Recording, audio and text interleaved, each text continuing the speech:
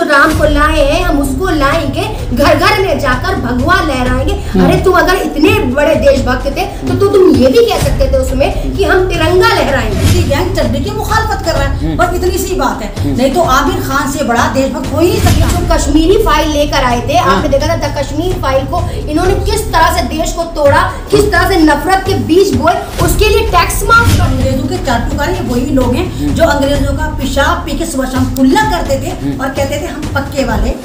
तिरंगे के नाम पे उस भारत को और भूखा नंगा कर दिया जाए, जिसको मोदी जी ऑलरेडी बिल्कुल भूखा नंगा कर चुके। उस मूवी के लिए, जिस मूवी की वजह से पूरे देश में भूचाल आ गया, नफरतों के बीज पनप गए, लोगों ने एक दूसरे को मारना काटना शुरू कर दिया, नफरत इतनी बढ़ गई कि लोग एक दूसरे से नफरत करके। 15 अगस्त पर जितनी पतंगे उड़ती थी, क्या वो तिरंगे की नहीं उड़ती थी? तिरंगे की आड़ में पूरे भारत को भूखा नंगा करना चाहते, तानाशाही करने की कोशिश करें। ये आप अपने ससुराल से लेकर ये गद्दी नहीं आए थे प्रधानमंत्री वाली, न ही आपको विरासत में मिलती, इसे जनता ने आपको इसको। यानी जिस मुल्क में ऑलरेडी घर घर में तिरंगा है, घर घर में तिरंगे का सम्मान है, 15 अगस्त हो चाहे 26 जनवरी तिरंगे को पूजा जाता है, तिरंगे की चूड़ियां चलती है, वहां पर फिर कह रहे हैं हम तिरंगे पे तिरंगा लगाने की बात नहीं कर रहे। ये सोच रहे हैं अभी हम तिरंगे की बात करेंगे तो मुसलमान पागल होगा, उछलेगा, कूदेगा, बात करेगा। तो ये हमारी देशभक्ति पर सवाल खड़ा है। भारत का मुसलमान इतना बड़ा देशभक्त क्यों है? महंगाई हो तो मुसलमान कूद के भागता है, एनआरसी हो तो मुसलमान कूद के भागता है, कुछ भी मुद्दा हो तो मुसलमान कूद। तिरंगे की आड़ में ये भगवा लगाना चाहते हैं। ये भगवा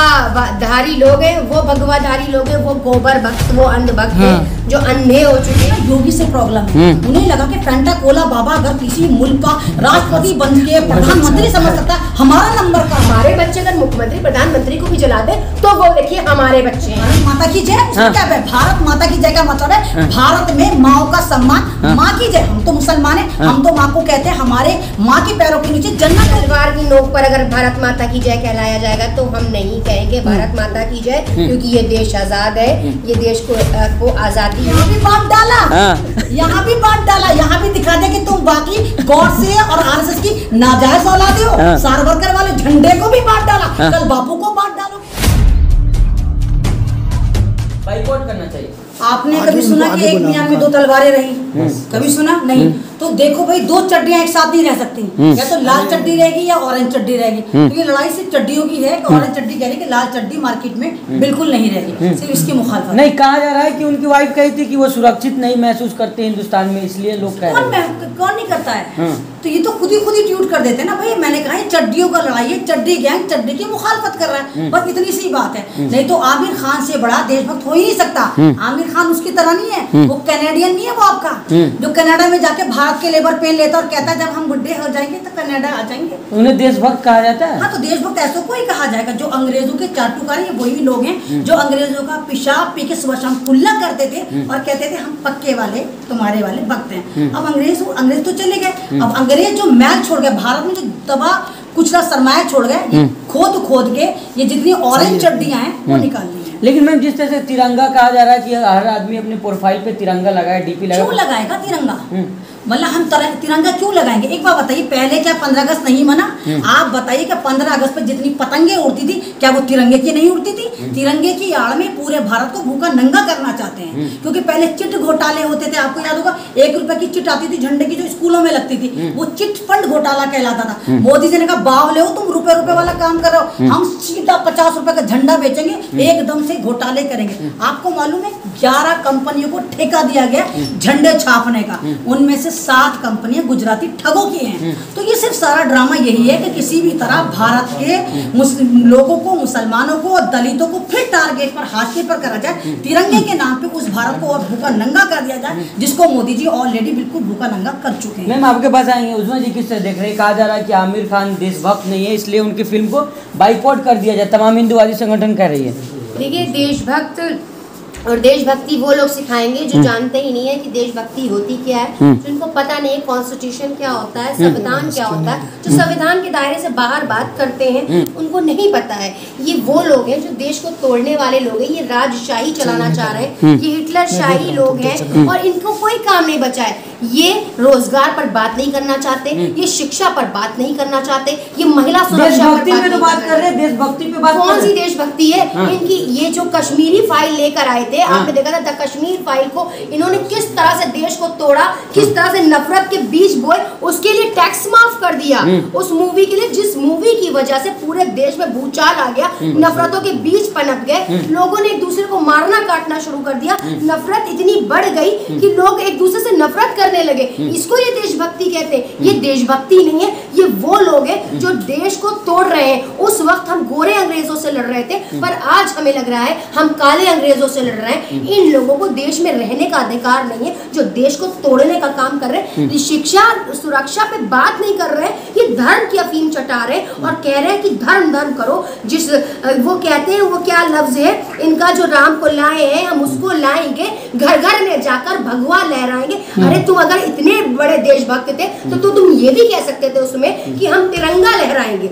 ये लफ्ज भी तो तिरंगा लहराइए। अब तो ये अपनी बात को छुपाने के लिए जानबूझकर ऐसे मुद्दे लेकर आ रहे हैं, क्योंकि इनके पास मुद्दा बचा नहीं। इन्होंने दूध दही हर चीज पर टैक्स लगा रखा है, हर चीज को एकदम सांसों पे मुझे लग रहा है टैक्स लगने वाला है। तो हर चीज पर ये टैक्स लगा रहे हैं और जहां जहां इन लोगों ने महंगाई का मुद्दा ऊपर आया, इन्होंने फट से लाकर उसके ऊपर कोई मुद्दा दूसरा ठप से रख दिया और अब वो लेकर लाए हैं तिरंगे वाला मुद्दा। देखिए, हमें बताने की जरूरत नहीं है। आप जो है ये आप तानाशाही करने की कोशिश कर रहे हैं, ये आप अपने ससुराल से लेकर ये गद्दी नहीं आए थे प्रधानमंत्री वाली, ना ही आपको विरासत में मिलती। इसे जनता ने आपको इसको बैठाया है इस पर, और जब जनता चाहेगी आपको उतार कर फेंकेगी। जब जब महंगाई का मुद्दा उठता है, जब जब कोई बात उठती है रोजगार की, ये दूसरा मुद्दा लाकर खड़ा करते हैं और जानबूझकर ये टारगेट करते हैं मुसलमानों को। ये तिरंगा लगाने की बात नहीं कर रहे, ये सोच रहे हैं अभी हम तिरंगे की बात करेंगे तो मुसलमान पागल होगा,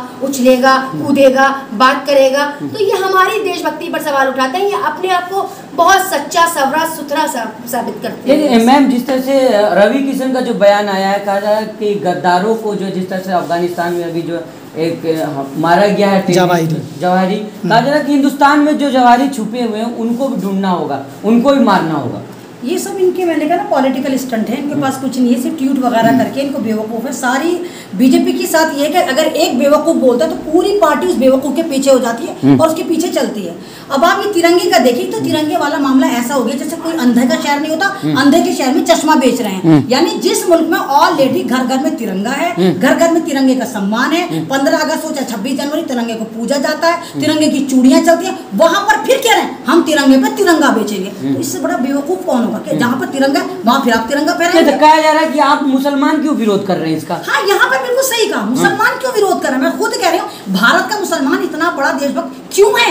महंगाई हो तो मुसलमान कूद के भागता है, एनआरसी हो तो मुसलमान कूद के भागता है, कुछ भी मुद्दा हो तो मुसलमान कूद के भागता है। किसी फिल्म में कहते हैं मुसलमान कूद के भागता है, पेट्रोल महंगा हो तो मुसलमान कूद के भैया तुम क्यों भागते हो, ये क्यों नहीं भागते? जिनको 80% कहा जाता है बेवकूफ को डंडा तुम्हारे बचता है, नुपुर शर्मा आतंक बचाती है, टैटो तुम्हारे बनाए जाते हैं, तुम्हें उठाया जाता है। तो सुधर जाओ, घर में बैठे रहो। जहाँ 1000 रुपए वो खरीदेंगे, तुम भी 1100 रुपए खरीदना ना चाहिए। तुम हो कौन? रक्षा ठेली वाले, जल्दी वाले, बिरयानी वाले, गाड़ियां तुम्हारे नसीब में नहीं। पेट्रोल में मुसलमान कूद रहा है, पिट रहा है, तो भैया 80% जो का वो करेंगे। अपना ठेका अपने पास रखो, मत कूदो इतना।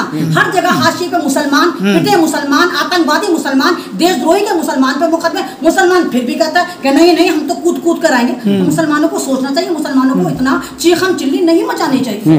देख रहे हैं कि तिरंगा का भी बंटवारा हो गया है। जो डीपी पे तिरंगा लगा रहे हैं, जो विपक्षी पार्टी है वो नेहरू जी का जो तिरंगा था उसको लगा रहे हैं।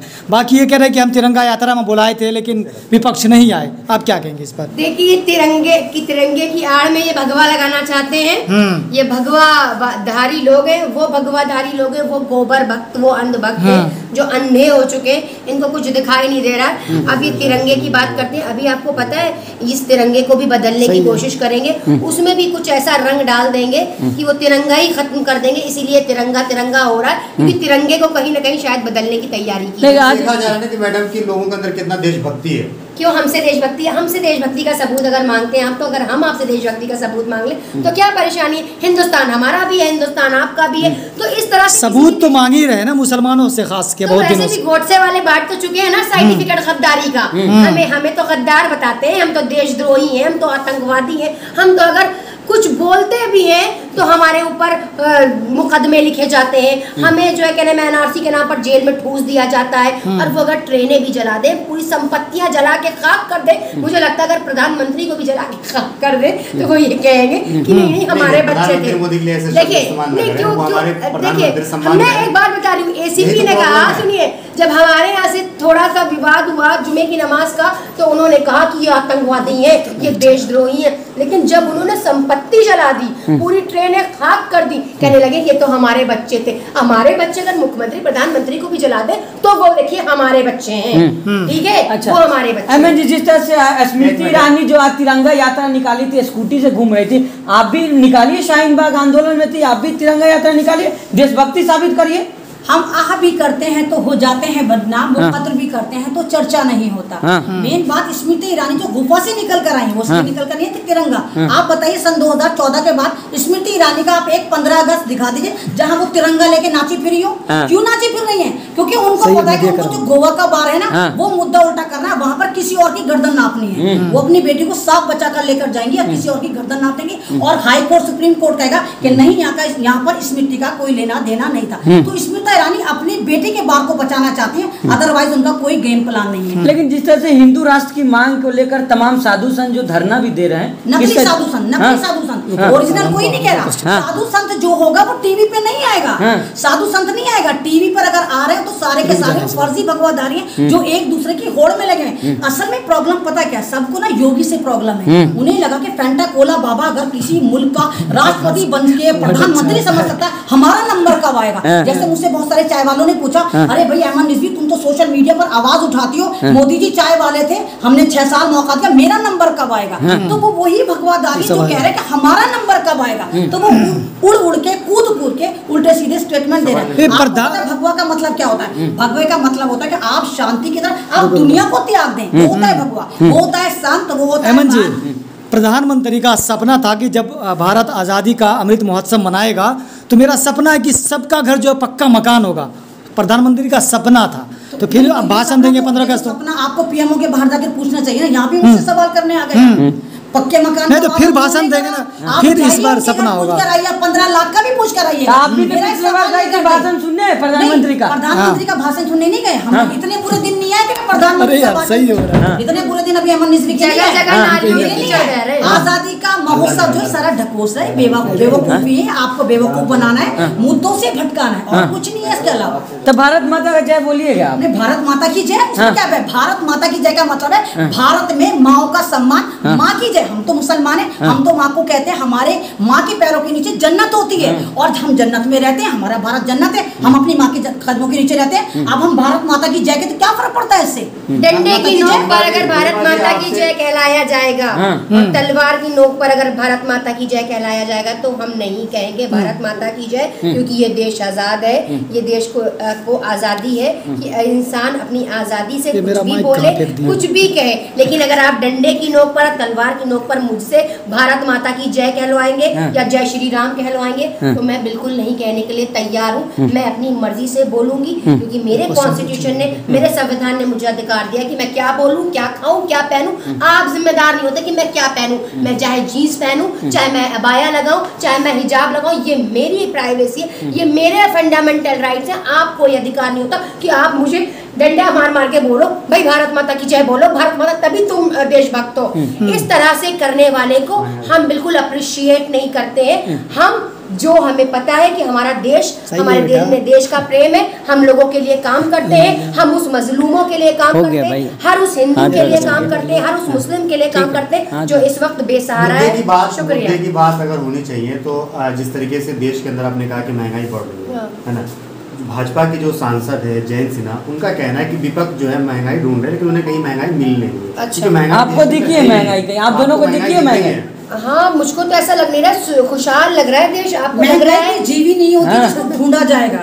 महंगाई आप महसूस करेंगे अगर आप हलाल कमा रहे हैं। अगर भारत के जो गरीबों की जो प्रति व्यक्ति आय है 30 रुपए, उसको महंगाई नजर आएगी, उसको नजर आएगी, नजर नहीं आएगी। अगर मैं एक 70 रुपए का तेल की थाली खरीदती थी और जस्ट 200 की, भाजपा के नेता कह रहे फ्री फंड का मिल रहा है, खाइए ना। नहीं, उनको हराम की मिलती है ना, आपको पता है कैंटीन में जनता को दे रहे फ्री फंड, पेट्रोल फ्री का, जनता को दे रहे फ्री फंड का, वो तो कह रहे हैं ना फ्री में। हाँ, राशन दे जनता रहे ने हैं। फ्री में मांगा है, जनता ने मांगा। अगर जनता को फ्री में दे रहा, अपने बाप का नहीं दे रहा, हमारे टैक्स को कह हमें रहे हैं देना कि है। 80 करोड़ हमें नहीं चाहिए, हमें रोजगार चाहिए, हमें सुरक्षा चाहिए, नहीं, हमें सवाल नहीं सम्मान समझे। चाहिए, हमें वो भीख नहीं चाहिए जो आप 5-5 किलो राशन उठा के देते हैं और माएं वेट करती हैं कि कब 15 दिन गुजरेंगे और हम लाइन में जाकर चलिए, आखिरी सवाल लेंगे मैम, जिस तरह से तिरंगा लगा रही हैं आपकी नहीं लगा रही हैं? मेरे तो ऑलरेडी तिरंगा लगा है, मोदी जी डूब के मर जाओ, कौन 2 साल सा, पहले नेहरू भी वाला है लेकर आओ, हाँ। मेरा ऑलरेडी तिरंगा लगा हुआ है। कौन सा, नेहरू वाला या मोदी जी वाला? हम तिरंगे को तिरंगे की तरह देखते हैं। मोदी जी यहाँ भी बांट डाला, हाँ। यहाँ भी बांट डाला, यहाँ भी दिखा दे कि तुम बाकी गॉड से और आरएसएस की नाजायज औलादे हो। हाँ। सावरकर वाले झंडे को भी बांट डाला, हाँ। कल बापू को बांट डालोगे, फिर भारत को बांट डालोगे, कितनी चीजों को बांटोगे भाई, माफ कर दो। तुमने भारत की एकता को बांट डाला, यही काफी है। आप कौन से झंडा लगाएंगे उजमा जी? हम तो अपना तिरंगा लगाएंगे जो शुरू से लगाते आए हैं। हाँ। और मेरे देश में विपक्ष भी हमेशा लगा रहे हैं, तिरंगा नेहरू मिलता वाले। था एनआरसी के वक्त में। तो मुझे मत बताएं कि आप तिरंगा कौन सा लगाएंगे, आप तो लगाएंगे भगवा पर, हम लगाएंगे ठीक, तिरंगा। बहुत चलिए बहुत शुक्रिया। शुक्रिया।